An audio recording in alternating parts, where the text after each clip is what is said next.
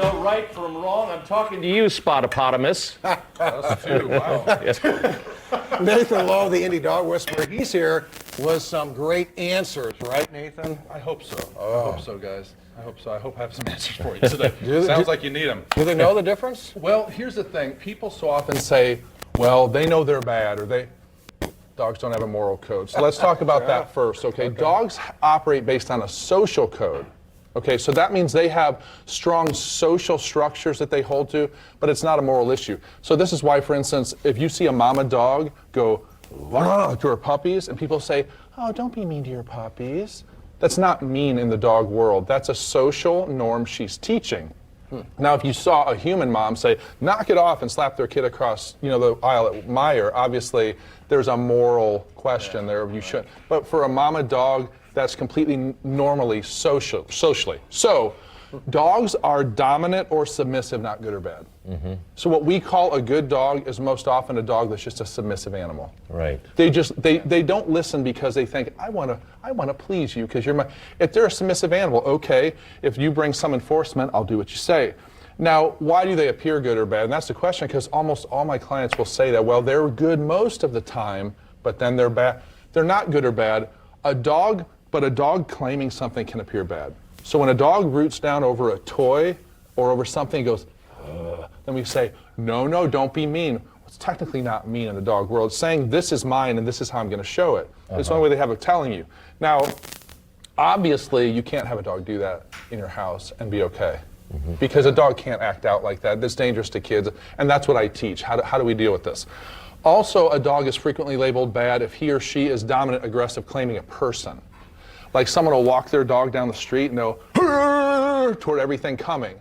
Well, that's not a bad animal. That is a dominant animal that claims the person and says, she's mine, divert, right? And is that the person not having established their own alpha relationship with the animal? And I wouldn't call it alpha, but I would say they haven't established canine parental authority with the animal. Okay. Because it's not something, they wouldn't claim their own mother like that. Mom would claim them like that. So actually the reality is you need to claim your dog in that fashion. So like if I'm with a dog and another dog comes up, I step in front of mine and say, hey, so I'm going to go at the other dog because I claim you. Right. But you're not to do that to me if I'm not under threat. Obviously, if somebody comes running with the stick over their head, do your job. We're under threat at that point. But if it's not threat, we don't operate like that. Are all dogs thrown into this category, or is it depend upon the breed, the kind of dog, or whatever? You know what? Dogs are dominant or submissive in different scales, and it really doesn't depend on breed. Breed can affect temperament, drive, those kind of things, but I have seen golden retrievers that will take your head off. Yeah. So it really doesn't depend on. I've seen pit bulls that basically would just play with lambs and do whatever. It doesn't matter. So it's not really breed specific. Breeds do have certain traits, but but what we're talking about really is dominant or submissive within every breed there is, including mixed breeds. So submissive dogs are often thought good just because they're submissive, but they could just be a submissive animal. It's not like a moral goodness. Like, I'm just a good animal. I'm a righteous animal. And that's why I do this. So is their DNA or whatever, how they're made up? That's a good question. Usually it's when puppies are born, from the research I've done, the puppies that are in the middle nursing, surrounded by scent, are usually the more dominant ones, have the most smell on them. So that's how it usually starts. And then that puppy will kind of go after the rest of the puppies to show dominance even when they're small. One that's in the middle. Yeah, most often. So what corrective authority means to your dog? And you asked that, how can you gain that position so this doesn't happen? So you have a good dog, which is a dog that's submitting, basically. Avoid viewing correction as moral enforcement, because then you'll be disappointed.